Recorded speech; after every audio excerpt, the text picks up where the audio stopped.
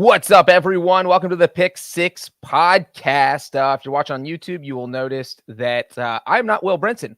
Also, if you are listening, you'll probably notice that I am also still not Will Brinson. That is because Will Brinson is on vacation. Yesterday, he was at a hair plug conference. Today, my understanding is that he is at a porcupine festival.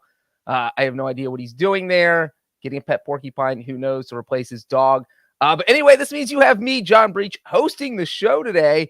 And we have an awesome show because we have Cody Benjamin here. And we're going to be breaking down his list of the top 10 quarterbacks in the NFL. Cody and I are de facto best friends because we're the two newsletter writers here at CBS Sports. Cody, how you doing, man? I'm doing well. I'm wondering if you are going to be playing the part of Will Brinson today and I'll be Breech, or are we kind of just, what are the odds that Will Brinson will listen to this episode afterward? Like, will I he? would 20%. Depends how many beers he Okay. drinks tonight. Okay. Okay. Because I was wondering how much we could get away with saying while he's not here. Well, the thing is, I think Brinson only listens to make sure we mention him. And then once it happens, he turns it off. He's like, all right, I got my mention. I'm good. They acknowledge that I'm not there, but I am the host of the show and I have not been kicked off. And then he dips out. That's my theory. Yeah. Well, this is my first time on here when Will Brinson, I think, is not on here. So it's going to be a very, I enjoy Will's presence, but I'm looking forward to kind of your offering, your spin on this. Yeah, it's a completely different experience. When you're on with Brinson, it's like you're at a bar having beers. When you're on with me, it's like we're on a date drinking wine. It's a little calmer, Okay. but a little more fancy, you know? Yeah, a little more elegant, a little more intellectual. Right, there you go. Okay. Absolutely. Speaking of intellectual, Cody, let's get to your list so that people can get mad at you. Specifically, Debo, our producer, because what we're going to start off here with are snubs. Now, personally, the top 10 really seems kind of cut and dry. I didn't feel like anybody that wasn't on the list really deserved to be on the list, because if you say there's a snub, you have to be able to pull someone off the list to replace them. You can't just say, oh, Kyler Murray should have been up the list. Well, who are you taking off to put Kyler Murray on? You taking Dak Prescott off? I don't know. We'll get to those. But Debo, his poor heart was broken because you do not have Jalen Hurts on this list, Cody. Why don't you have Jalen Hurts on the list?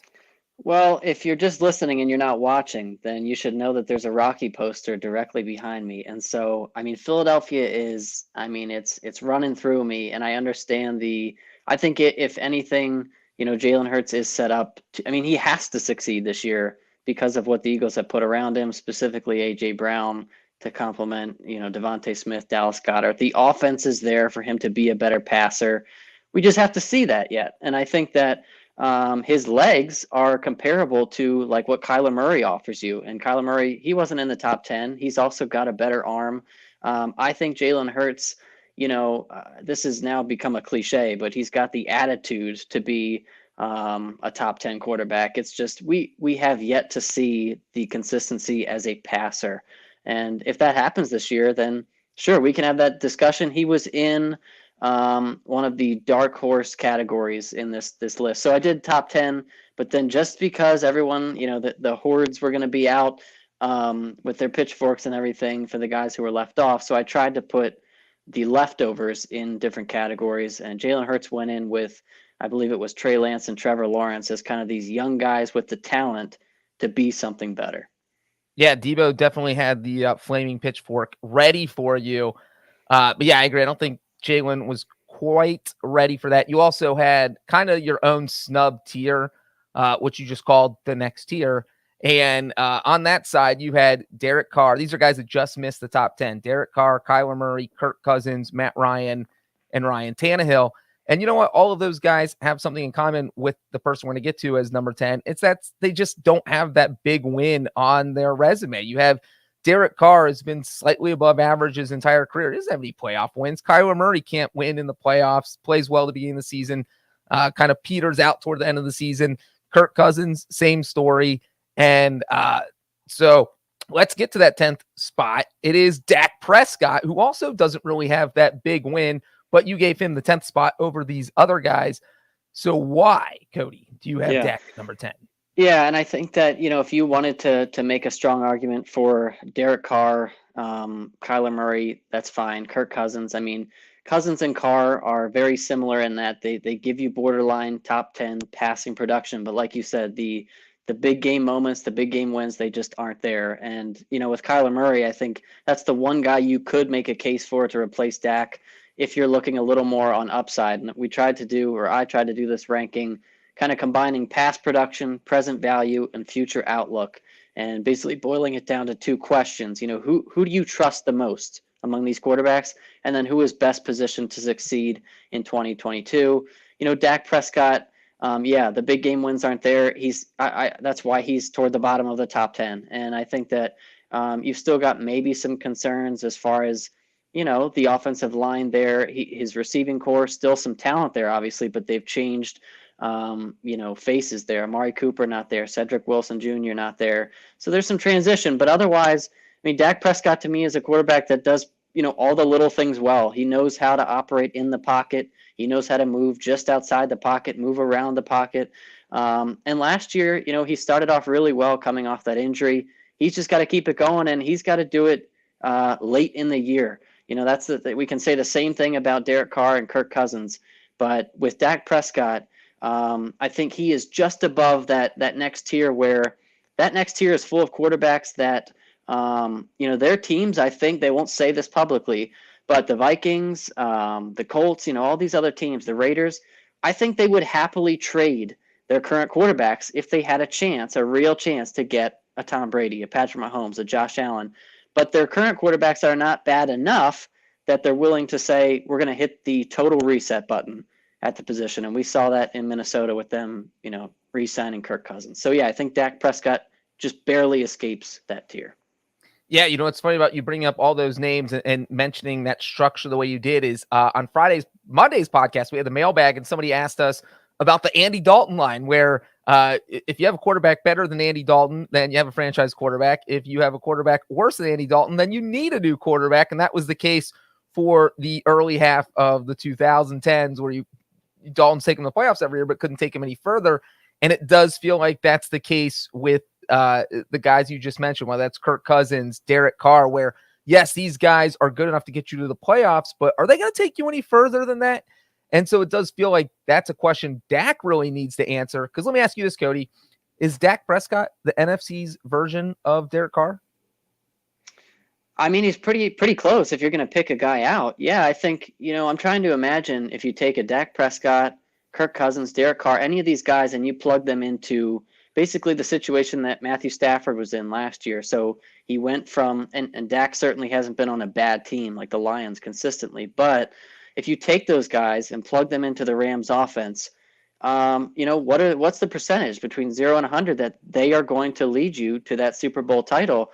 I don't think it's unfathomable that you take Dak Prescott, replace him with Matthew Stafford, and you still win a Super Bowl. I don't think that's crazy. It's just as you start to move down that line, maybe that percentage goes down a little bit. Like if Kirk Cousins is the Rams quarterback, the talent is there. I think the numbers will be there, but the results might still be kind of like the Vikings, where you're ending up 10-7, you're in the wild card round, and maybe that's it. So Derek Carr, same thing. I don't know if they're winning the Super Bowl with Derek Carr, but the line, I guess that's where you're trying to draw it. And I think with Dak, he's probably capable. But yeah, we've yet to see that big game performance from him. I can't wait till the headlines on the Cowboys blogging websites that say Cody Benjamin, CBS sports writer, says Dak Prescott is the NFC's version of Derek Carr. Sorry to put you in that spot, Cody. What do Raiders fans seem to defend Derek Carr quite a bit? So so they like him. But maybe that's a compliment to them, saying that he is the AFC's version of Dak Prescott. All right, let's move up, because now we're getting to some serious talent. Now we've got an actual guy who has won an MVP. Number 9 on your list is Lamar Jackson, who, by the way, also has trouble winning big games, but he does have that MVP to his name. Cody, why is Lamar at number 9? Yeah, so he's got questions to answer still. I think people probably forget that this guy led the NFL in touchdown passes at one point. And so I think that, the Michael Vick comparisons have been made before he came in. Some of them have been more fair than others. But he's got, with a flick of a wrist, he's got the arm. He's obviously got the electricity with his legs. I think the thing that puts him above a guy like Dak Prescott, despite the lack of big game success, is just the pure athleticism. Because there are few players in the NFL that can change a game so quickly. I mean, one play, if this guy's athleticism is at peak display, then his team's in it. You can't count him out. Now the Ravens appear to be kind of doubling down on this the run heavy approach where his legs are the weapon and not his arm. Just the way they prioritized, adding to the offensive line, the running back room as opposed to the receiver room.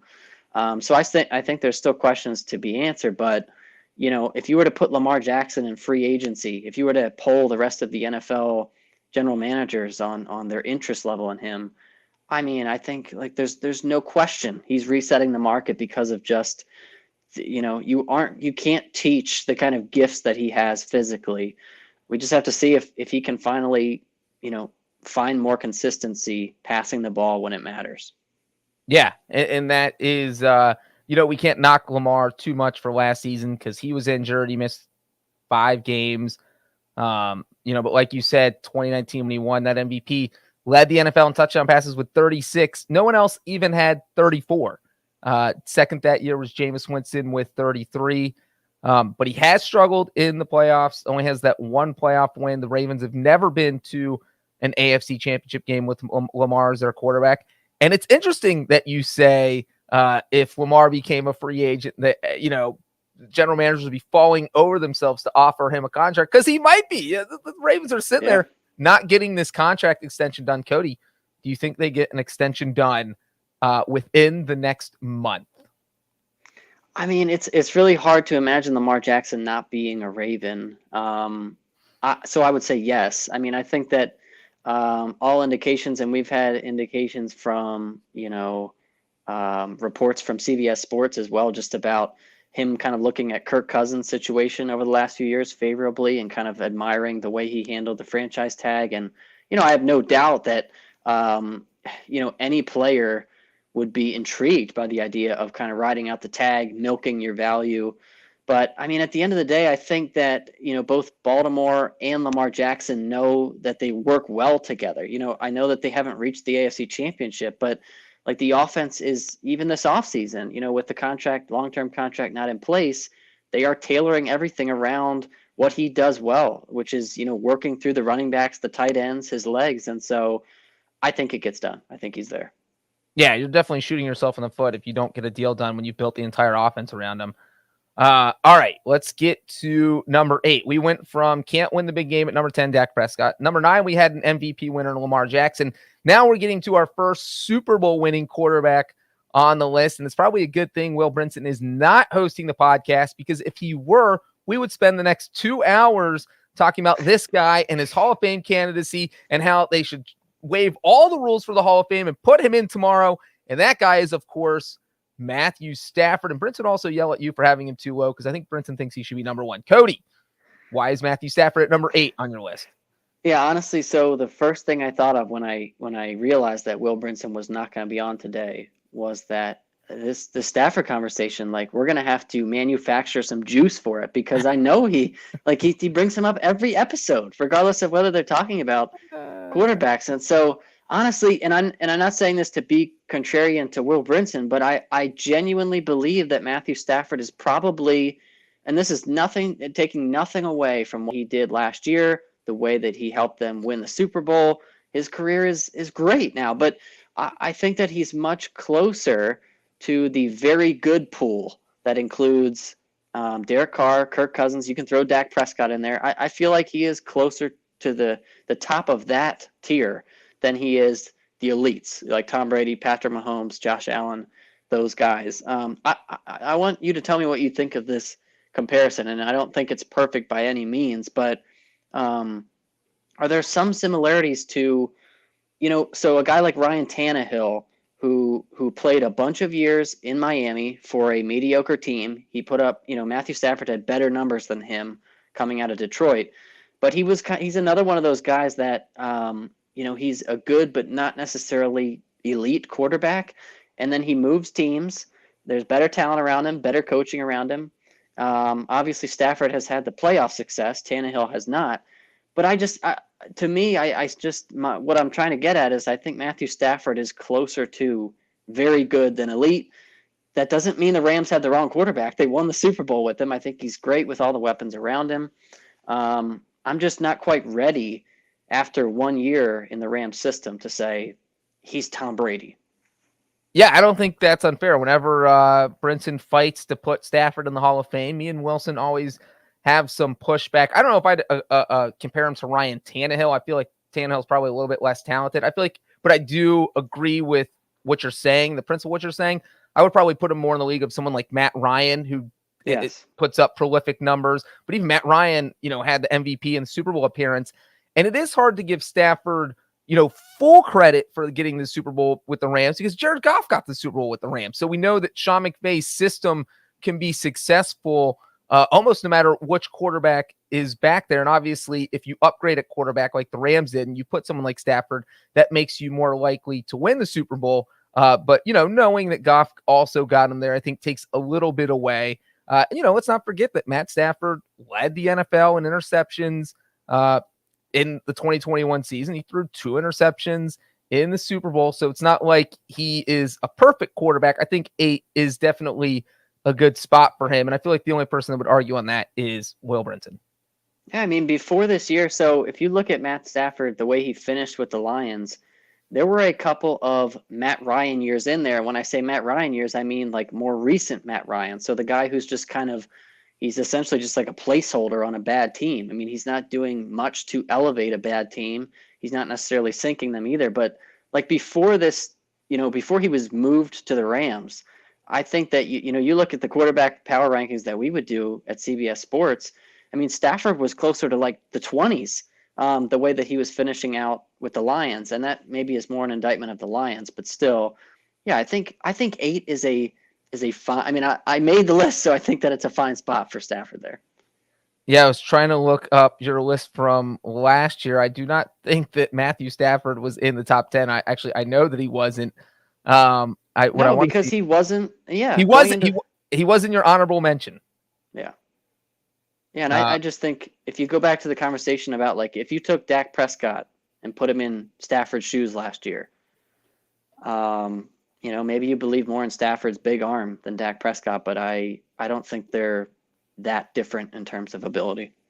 No, I think that 8 is absolutely fair for Stafford. I actually like all these so far because it's, Lamar Jackson as MVP might be more electrifying, but we need to see him win a big game, an AFC title game, get his team to the Super Bowl, get that team over the hump. Stafford at 8. Yes, he just won the Super Bowl. You just pointed out these are the reasons why he's not higher.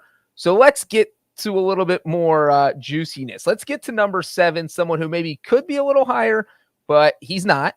And that is the man who just got traded from Seattle to Denver. Sierra's husband, Russell Wilson, is at number 7. Cody.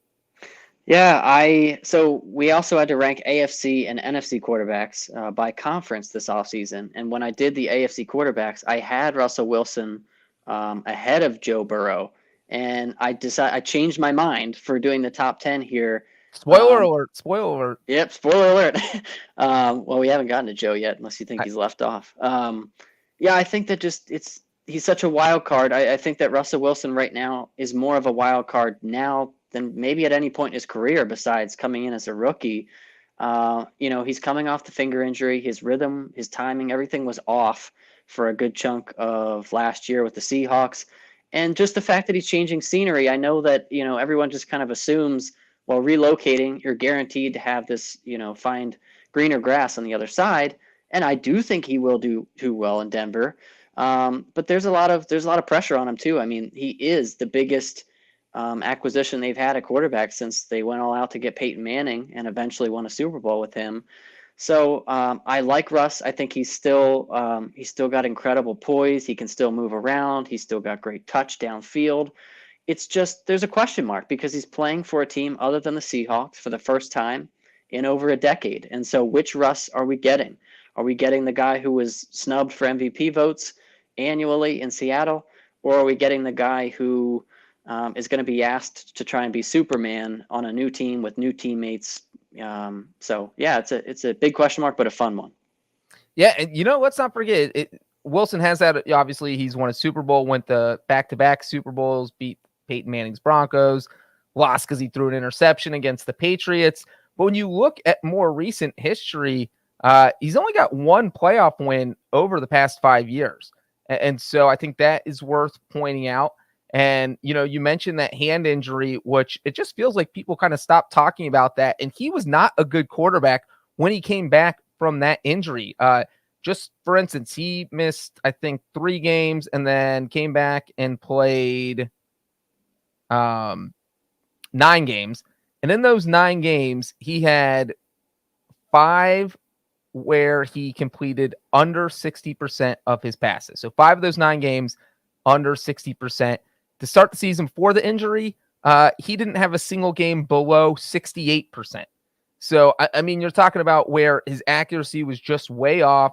The finger injury made it look different. And obviously, he's had plenty of time to heal. But I think you don't know for sure that he is going to go out and be the Russell Wilson that started the season or 2019 Russell Wilson. You just don't know. You don't know. So I think that having Russell Wilson at 7 is fair. But if the Broncos go out and win the Super Bowl this year, where are you going to have Russell next year, Cody? I need to know right now.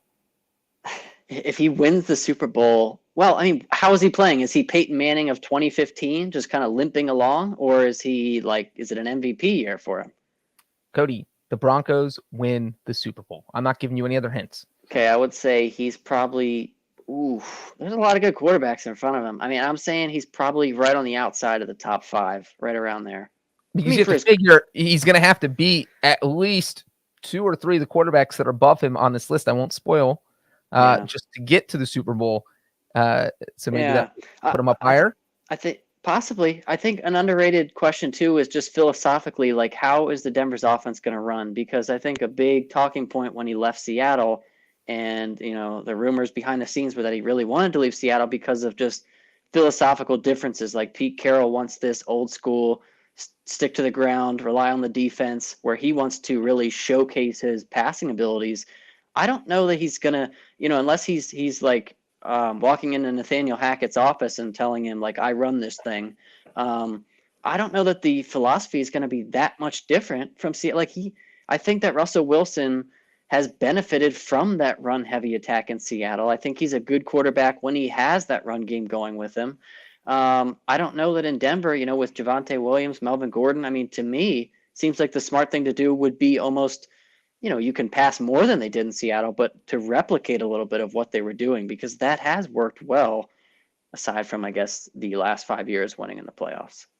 Yeah, I mean, I won't be surprised if the Broncos do that, but I think Russell Wilson is more along the lines of, look, just the threat of the run being there helps me, but Pete Carroll doesn't believe in the threat of the run. Pete Carroll just believes in you run no matter what. So we're going to run the ball on every play. I'm not letting Russ cook, and it sounds like Nathaniel Hackett is going to build him a kitchen and, maybe have a little cabinet over here where the run game is stored and break it out once in a while. Yeah. It's that salt pay. Yep, salt and pepper. Yes, I do think the Broncos are going to be good this year. I think Russell Wilson's going to be good this year, but not as good as the next quarterback on this list, who, by the way, is criminally too low, I will add before even saying his name. You didn't have to put up with Brinson and Matthew Stafford, but you do have to put up with me defending my boy Joe Burrow, who is number 6 on this list after leading the Cincinnati Bengals to the Super Bowl. Cody, why the Joe Burrow hate? Why isn't he number 1? First of all, why isn't there a Joe Burrow jersey in that room that you're in right now? I mean, there's a Bengals helmet, Cody. Every time I do the newsletter for you on Wednesdays, because I always have to do this introduction because it's coming from John Breech, but it's really not. It's coming from me. And so I always have to type in an excuse that says why you're not there. 9 times out of 10, I'm saying that you're shopping for Joe Burrow jerseys or you're doing something like that. You could at least put one in the background.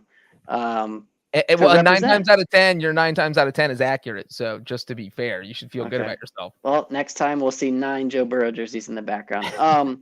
So Joe Burrow is at 6. Can I spoil? Did you say who was next? I did not. Because I feel like that would provide some context here. I think that so Joe Burrow is right behind Justin Herbert of the Chargers, and I think these two guys are. I mean, you can't go wrong choosing either. Again, if you're a Bengals fan, I mean, fine to be upset, but I would say just look at the big picture. He's a top 5 quarterback essentially in the entire NFL. Joe Burrow, I think, he's set the bar incredibly high. I mean, as a rookie, even in a half a season, the confidence was there, even when the offensive line was not. To go to the Super Bowl in the second season, he's already exceeded expectations. And I think the big thing with Joe Burrow that I like is that so everyone in the media, when they talk about Joe Burrow, they talk about how cool he is, how he's got this swagger. But more than that, he's a remarkably efficient.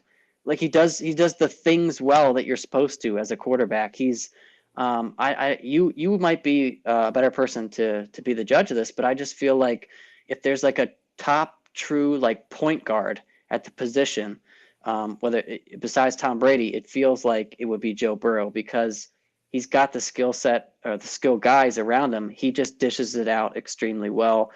The reason why Justin Herbert, I have him ahead here, and Joe Burrow has the edge in playoff experience, obviously, going through for the Super Bowl run. And I think that this year, Joe Burrow is also set up to succeed. He's got one of the best receiving cores in the NFL. The offensive line has improved. But I would say that Justin Herbert, besides being a little bit bigger, besides being a little bit younger, Herbert turned 24 in March. Burrow turns 26 in December. I think Justin Herbert is a little bit more mobile, and he's got the clean bill of health. Those are the only reasons. I mean, you could swap them, and I wouldn't be upset. I think both guys are great.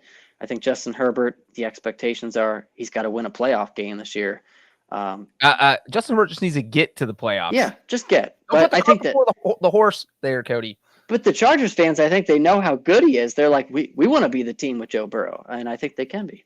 Well, what's funny is there is a Bengals fan who is on Twitter and sees Bengals Twitter all day. There is literally like a secret hatred between Bengals Twitter and Chargers Twitter because the Chargers fans think Justin Herbert is no doubt better than Joe Burrow, and Bengals fans think Joe Burrow is no doubt better than Justin Herbert.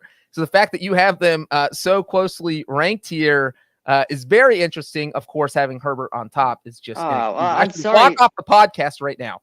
I'm sorry to you that's such a silly debate because they're both like, it should be like Manning and Brady, and maybe those debates did happen, but like where you just respect the other guy and you're like, I'm looking forward to this rivalry or this competition, but I didn't mean to give everyone in Cincinnati a hard time in this debate.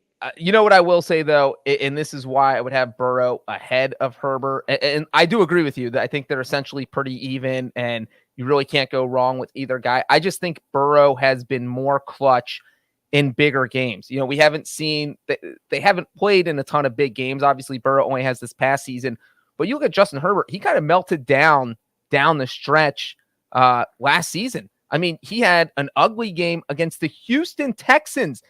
If the Chargers would have beaten the Houston Texans in their 15th game, week 16, I get mixed up with all the weeks. So there's week 18. So it was week 16, and he threw 2 picks in a 41-29 loss to the Houston Texans.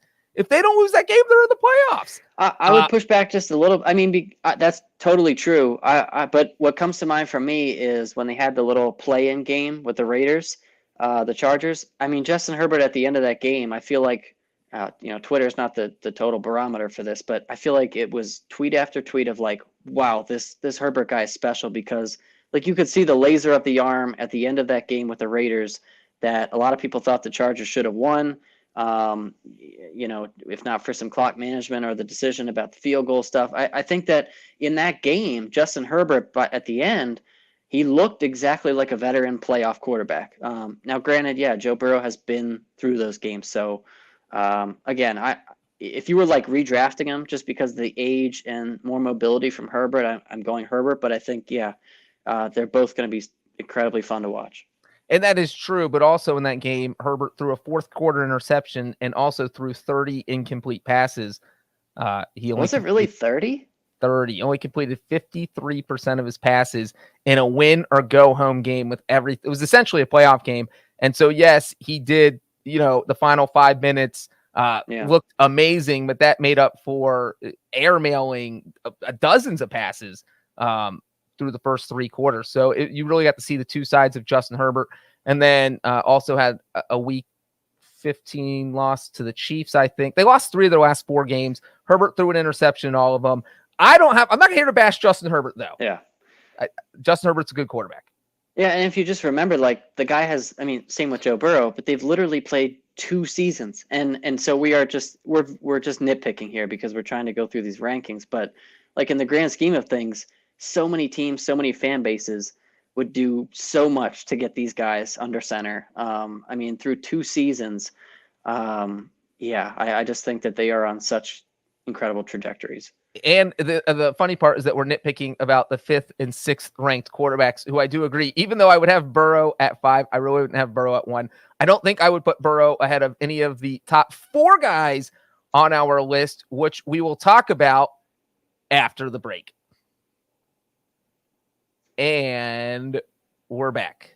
So let's do a quick recap. We got Dak Prescott at 10, Lamar Jackson at 9, Matthew Stafford at 8, Russell Wilson at 7, Joe Burrow at 6, Justin Herbert at 5, even though Joe Burrow should be at 5, and Justin Herbert at 6, but it's Cody's list, and I'm not going to argue with it. But now let's get to the top 4, because the top 4 is interesting, and I do think that if you ask anyone, I would think mostly everyone agrees with these people as the top 4 quarterbacks. Maybe not this exact order, but it does seem like this is the way to go. And let's start at 4th overall. You have Josh Allen.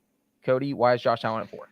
Yeah, so in these top 4, I agree. I think that most people, like you said, would agree with these 4 being in the 4. It's just the order of it. And I think once it got to the very top of this list, what I tried to lean a little bit more on was the question of who do you trust the most? And so these guys, if they are the best of the best, talent-wise, who am I taking if I really just need a win? And so Josh Allen is kind of still on the brink of earning that trust. And I'm not saying, he's number 4 in the NFL of all the quarterbacks. So I adore his abilities. And I don't know if Bills fans would certainly say he's already a superstar. I would say he's on the brink of like that Patrick Mahomes level. I just think he gives you everything you want in a contemporary quarterback in terms of he's got the size, he can move, he runs like running back's not an accurate term. He runs like a tight end. His arm is just one of the best in the NFL. He's an annual MVP candidate. And I think that really the only thing, there's still some forced plays because whenever you have this kind of an arm and athleticism, there's going to be times when you lean a little too much on your own abilities. He's always going to be some kind of a turnover or injury risk because of the way he plays, but he's managed it incredibly well. The offense is built up well around him. The only thing, not as much as Lamar Jackson, but kind of like Lamar Jackson, you're just waiting for him to reach that next step, to get over the hump, to actually be in a Super Bowl, contend for a Lombardi. But yeah, I mean, Josh Allen, I really don't think there's that much separating him and Patrick Mahomes in the AFC. No, and I think one thing that separates Josh Allen from most of the other top guys on this list is his mobility. I mean, it is really amazing how well he runs the ball, and it's really probably not even a fully appreciated aspect of his game. I mean, we're talking about a guy who has rushed for he ran for over 700 yards last season. I mean, that's insane for a star quarterback in the NFL. You don't like lump him in with Lamar Jackson, who's going for over 1,000. But when you're talking about mobile quarterbacks, he's the next guy you should be I mean, people talk about Kyler Murray, but when you're talking about the total package as far as can throw it mobile, I would put Josh Allen right behind Lamar Jackson just because of how mobile he has been through his first 4 years. He's gone over 400 yards in each of those 4 seasons, 400 yards rushing. So Josh Allen is interesting here. I think, you were saying your deciding factor when you can't decide where to put someone is, do you trust them in the clutch? How good are they in big situations? And for me, I view it more of if I had to pick a quarterback to play for my team next year, who would I want? Which is kind of, like if I had to draft a quarterback for 1 year, because obviously, like you said, this is not total body of work because Tom Brady would be at the top of every list all the time because he has 7 Super Bowl wins. But I don't hate Josh Allen here. I think maybe somebody could argue up to 3, maybe 2, but he's not 1, and he's in the top 5. I think it's a fair spot. Well, certainly, if you were doing like and that's a fair way to look at it, like draft a quarterback for a year. Certainly, the guys who can move and can be off script, which is Lamar Jackson, or and he's maybe a little more system dependent, but just a guy who can move like Josh Allen, or Patrick Mahomes. They give you separated from their setups. They're probably offering a little bit of a higher floor, just because if you take Tom Brady and you ruin his offensive line, and that's it, probably. So with Josh Allen, you ruin his offensive line. There's probably going to be more forced throws, more interceptions, but you've still got that cannon of an arm, that bulldozer of a body that's going to move the ball. And, a name that came to mind, I don't know comparably size wise if Cam Newton or Josh Allen was bigger, but you're talking about, Josh Allen giving you that kind of body type who can move, but also he's just a much better thrower at every area of the field. And so, yeah, it's a total package. Yeah, and they're both similar. That's a good point. Cam and Josh are both 6'5", and I think Cam Newton was a little heavier, listed at 245. Josh Allen's listed at 237. So a little bit different, but very, very, very similar. And real quick, last season, the top rushing quarterbacks were Jalen Hurts, your boy Debo, another shout out, who had 784 yards. Lamar Jackson at 767, even though he missed 5 games. And then Josh Allen, 4 yards behind Lamar at 763. No other quarterback in the NFL even had 425 yards rushing. So those three way ahead of everyone else. All right, let's get to the top 3. And number 3 is the 2-time reigning NFL MVP. The NFL voters think he is the best quarterback. Cody, you have a number 3, though, going into 2022. Yeah, besides like Russell Wilson, the one that I feel like there's just something that's, I don't want to say rubbing me the wrong way, but something just isn't quite sitting right. It's with Aaron Rodgers, and not because I don't trust him. I think that, Aaron Rodgers, besides Tom Brady, no one is more clutch when it matters. It's fourth quarter, games on the line. Aaron Rodgers, he's still got the precision passing. He still prepares and plays the game confidently like no one else. It's just that he's kind of at this critical juncture. It feels like he's gotten the MVPs. He's literally gotten 2 in a row. He hasn't gotten back to the Super Bowl, and now he's without Davante Adams. And so I know that's more the setup around him, but if we're looking at quarterbacks best positioned to succeed in 2022, I think even approaching 40 years old, again, I'm trusting him more than most people in the NFL at the position. But it seems like there's a good chance he might have to work a little bit harder this year to overcome the loss of Davante Adams, who he trusted so much in the passing game. He's still going to bring that confidence. He's going to throw the ball with authority, but he's talked openly about how he feels like he's a little closer to the end than other quarterbacks. And so I guess I'm just wondering, if we've seen MVP Aaron Rodgers for 2 straight years. At some point, the regression will happen. I'm not going to be the one to say he's going to regress. The Packers are going to be bad, but I would much rather, I guess, bank on the athleticism or the proven results in the playoffs of some of these other guys. Yeah, it's the law of averages, too. You can't just keep winning 13 games every year. And, as you said, this is about the 2022 season. This isn't necessarily about what he's done in the past with the Super Bowl win in 2010 or 2 MVPs in the past 2 years. It is, he has to succeed this year, and it's not going to be easy without Davante Adams. We don't know what the Packers offense is going to be like without Davante Adams. We know that, Aaron Rodgers has had success when Davante Adams has sporadically missed games, but that's different because the defense doesn't know who they're game planning for, because you don't know what the Packers offense is going to look like. You're not going to have that little trick up your sleeve this year, because teams are going to see film the first 2 weeks of what you do without Davante Adams, and then you got to play the rest of the year without Davante Adams. You're not getting Davante Adams back. So it'll be interesting to see what Green Bay does. Do you let Aaron Rodgers throw to this core receivers that isn't exactly a bunch of Pro Bowlers, or do you say, you know what, we're going to run the ball more, even though you have Aaron Rodgers? So it's kind of going to be interesting to see what the Packers do. Yeah, I would think that it's going to be a little bit of both.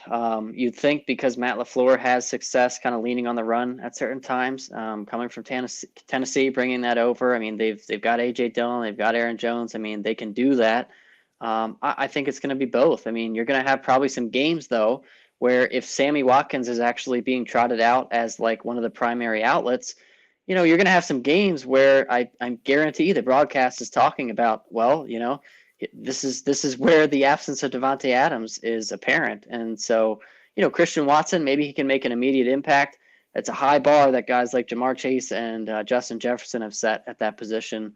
But I think they'll be good. It's just, again, can we expect another 13 wins, another MVP, let alone a run to a Super Bowl win? I'm not sure. But I think Aaron Rodgers, his career certainly merits that kind of recognition. Yeah, Devontae Adams had 169 targets last season, and that has to be replaced. Those are going to go somewhere else. So we'll see what Aaron Rodgers does. All right, let's get to number 2 on the list. If you're doing the math in your head, you can probably figure out the 2 quarterbacks who are left, but I'm not going to spoil it. I am just going to go straight to it. Number 2 is Patrick Mahomes, which means you obviously, I'm not even going to mention number 1 yet. Let's just talk about Patrick Mahomes and why he's at number 2. Yeah, so again, I think Josh Allen is very close to Patrick Mahomes. Like, all these guys are pretty close, these top 5. You're happy with probably any of them under center if you've got weapons around them. Mahomes is really interesting because last year at a certain point, I wasn't fully arrived at this position, but I feel like you could have had like a hot take early in last season or mid-season when the Chiefs were struggling offensively. Like, maybe Patrick Mahomes, like, he just can't, like, he operates so much off script. He does so much, like, throwing with his left hand, moving around, throwing a crazy arm angle out of the pocket. You're just wondering, can this guy just stand still and make traditional throws that he needs to make?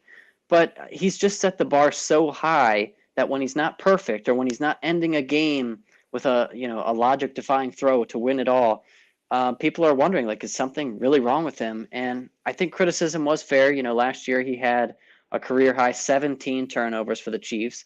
But at the end of the day, they were still a really good playoff team by the end of the season. They were very close to getting back to the Super Bowl. I just think no one moves around the pocket so loosely, so confidently. And Andy Reid and Patrick Mahomes are just the perfect pairing in terms of basically playing backyard football and designing up crazy plays. Kind of like Aaron Rodgers, there is you're entering this juncture here with the offense because Tyreek Hill's gone. Travis Kelce is probably even more valuable to that offense right now. I think Juju Smith-Schuster, more so than Marquez Valdes-Scantling, I think will really benefit from just the way they run things. But, I mean, there's still question marks there. How is he going to gel with those receivers? How quickly is he going to do it? But the way the Chiefs do it, I mean, they're on autopilot for 10 weeks, then they turn it on anyway, and they cruise. So I think Patrick Mahomes, just as long as he and Andy Reid are tied together there, they're just always able to steal a game whenever they need to. Yeah, and if you're watching on YouTube, we have the graphic up there of how far the Chiefs have gotten each of the past 4 seasons. Obviously, they've gotten 4 straight AFC title games. They've won 2 of them, so they've made it to 2 Super Bowls. But even when you look at their 2 AFC title losses, they were both in overtime. So this team is literally just a player or 2 away from going to 4 straight Super Bowls, which is mind-blowing. And so it does feel like there does seem to be that law where, like you said, they don't turn it on until late in the season. So you see that early season law where you're thinking, my God, did the Chiefs take a step back? Are they finally regressing? But you know what? It just seems like Andy Reid, Patrick Mahomes, you play with that chip on your shoulder, those personal challenges. And I think losing Tyreek Hill, that's going to be a personal challenge for Andy Reid to develop an offense that can be just as successful without Tyreek Hill. That's going to be a personal challenge for Patrick Mahomes to get the ball to other guys and make sure the offense is just as successful without Tyreek Hill. Mahomes said an interesting thing during OTAs, and that was that, hey, look, Andy Reid, as he went to 4 straight NFC title games with the Eagles, he has successfully run an NFL offense for 2 decades. There's no reason for us to think that's going to change this year.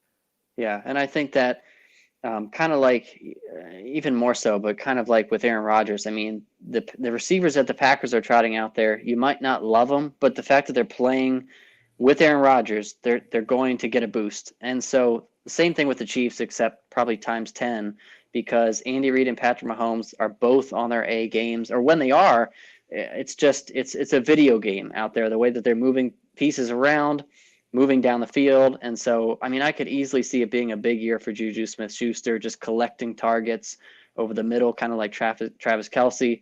So yeah, until they don't show up in an AFC Championship game, kind of like Tom Brady and Bill Belichick and the Patriots all those years, until they don't show up, you kind of just have to trust them. Yeah, and like you said, we talked about how Rodgers could take a step back, but it doesn't feel like the Packers did a great job replacing Devontae Adams. But it does feel like the Chiefs, Juju Smith-Schuster, as you mentioned, Marquez Valdes-Scantling, they're not Tyreek Hill level, obviously, but it does feel like they're a step up from what the Packers brought in to replace Devontae Adams. And then, they also brought in Ronald Jones and Jerick McKinnon to get that run game going, help Clyde Edwards-Helaire. And if that gets going, then you got to take the run game seriously. It makes it hard to stop the pass. And man, who knows? We could see the Chiefs in a fifth straight AFC title game. All right, Cody, we have done it.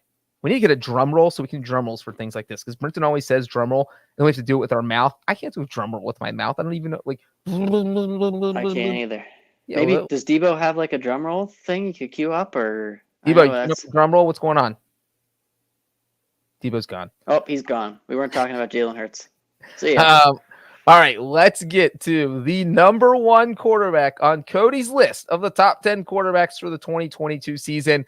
And that quarterback, of course, is 7-time Super Bowl winner Tom Brady. Cody, the man is going to be 45 years old in a month and a half, and you have him at number one. Please explain.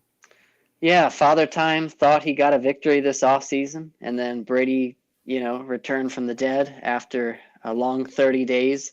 And I just think that as soon as Tom Brady announced his return from retirement, tons of crazy things have happened this offseason. Tons at quarterback, wide receiver, head coach, all kinds of things. But I think that as soon as Tom Brady returned, at least in my mind, that became the story again of this season, Tom Brady. And so I think there may be a day when Tom Brady can't throw the ball with as much authority as he does right now. But I'll believe it when I see it, I guess. His arm has seemingly gotten stronger since he relocated from New England to Tampa Bay. I mean, at the end of the Patriots era, or his Patriots era, there were actual questions about, like, maybe he's actually taking a step back here. But he has now proven that is not the case. And so I think he just remains the most fearless, most prepared, most influential quarterback in the game. And I just think it sounds silly. It's not scientific. There's no data behind it, but there's just this aura. Yeah, that's a great preface to an argument, isn't it?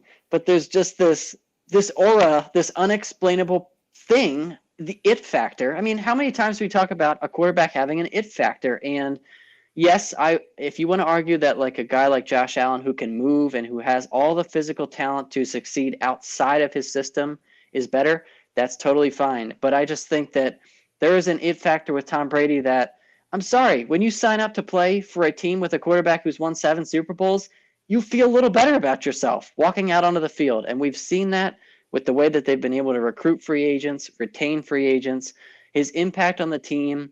I don't think you can always explain it, but it's always felt. And so he's literally, he's a living legend. And so I think he's got all the tools, all the experience to be the favorite. And the transition at head coach, I think, is a little underrated. We're probably not talking enough about what it could mean that the Buccaneers are now being run by Todd Bowles instead of Bruce Arians. But even that you could look at like, well, now Tom Brady is just running the entire team, essentially, or at least the offense, with Todd Bowles coming from the defensive side of the ball. So their unit is still good. The weapons around him are still good.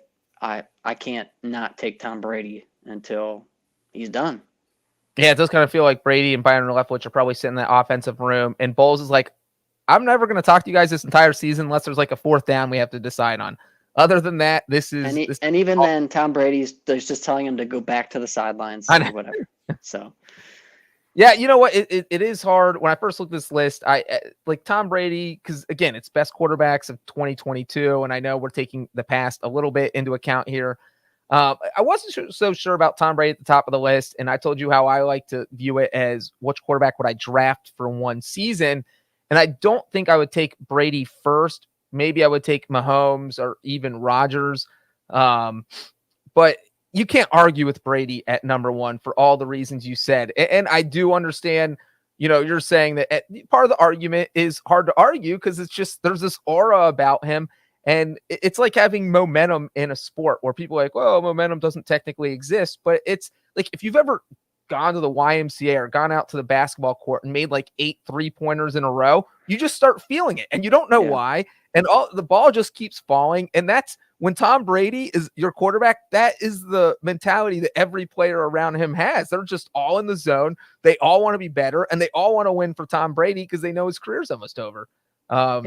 Yeah, I mean, it's past performance, but it's like it's so monumental that it seeps into the present. And again, that doesn't matter as much if Tom Brady comes out this year and like 3 games in, his arm just dies. Like it's Peyton Manning of 2015. Like that, obviously things change then. But assuming that his arm is still close to what it's been the last 2 years with the Buccaneers, and he's getting the protection, he's got good linemen up front. Then that stuff does matter. And it's, it feels like you're talking about like magic or something, like some kind of witchcraft or something. But like the guy has 7 Super Bowls. That is magic. That is like it's something that's not heard of. And so when he walks in the locker room, there's just a different kind of command that he's holding on the field in the preparation room. So yeah, that's why he's there. It's not witchcraft, Cody. It's the TB12 method and his miracle water and everything. The little the carb packets. He doesn't eat carbs and he doesn't eat sugar and he doesn't eat strawberries. Yeah. That's how he does it. Have you ever tried that diet or anything? No, I don't. I can't do diets. I would literally. I eat you would muffins for breakfast every morning. You can't eat muffins with diets. What kind of muffins? Blueberry muffins. They're delicious. Banana muffins. Okay. My wife likes to make muffins, so we just eat muffins. Wow, that's great. I would go for like a double chocolate, like a chocolate chunk kind of a muffin. That's like a dessert, but I'm in. That is definitely a dessert. Do you drink milk with it? No. You know what? I drink a lot of almond milk, and I don't like to mix it with the muffins. I enjoy the muffin because you drink the milk, it washes it all down, and then you lose the flavor. I want the flavor to stick around for a little bit. Well, here's a weird thing. I have enjoyed those kind of pastries or snacks or things. Like I enjoy having a glass of cold milk with it. Sometimes I'll put the milk even in the freezer for a little bit. I mean, maybe this is weird. Maybe we'll get some comments, but get the milk nice and cold, like from the freezer, almost like frozen, so it's just ice cold. But I used to get I would try and get a snack that was dry so that I would intentionally just really crave the milk. Does that make sense? Like some kind of you ever have those Belvita bites or anything like that? The little cheese bites? No, well, that's a different kind of Belvita. I'll send you a link. Yeah, send me a link. And this is the third weirdest food thing I've seen this week behind Jordan DeJohnny putting mayonnaise in his coffee. Oh yeah, I saw that. And the ketchup popsicles. Yeah, so I wouldn't go. You're on the list. Yeah, I wouldn't go there, but. You know what? Maybe next time you're on, we will rank the top 10 muffins or the top 10 weirdest things you do with your food. Sounds good. I'll I don't know. Yeah, well, we could work on that together. It could be a collaborative project. And we'll have some free time this summer. Debo's always looking to fill episodes. Is he here? I think he might have left. I'm here. Debo, we're ending the podcast. I'm telling everyone goodbye. Thanks for listening. Hope you had 2 fun days with me as the host and 1 fun day with Cody as the guest and your 912th fun day with Debo as the producer. We'll see you guys tomorrow. I think Ryan Wilson is hosting. He might not be. I don't know who's going to be here, but tune in to find out. Bye-bye.